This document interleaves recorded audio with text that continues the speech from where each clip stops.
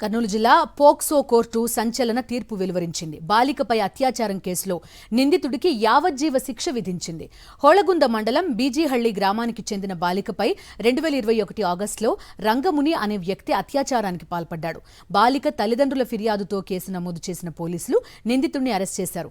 Case రుజువు కావడంతో నిందితుడికి యావజ్జీవ కారాగార శిక్ష విధిస్తూ తీర్పునిచ్చారు. 20,000 రూపాయల జరిమానా విధించింది కోర్టు.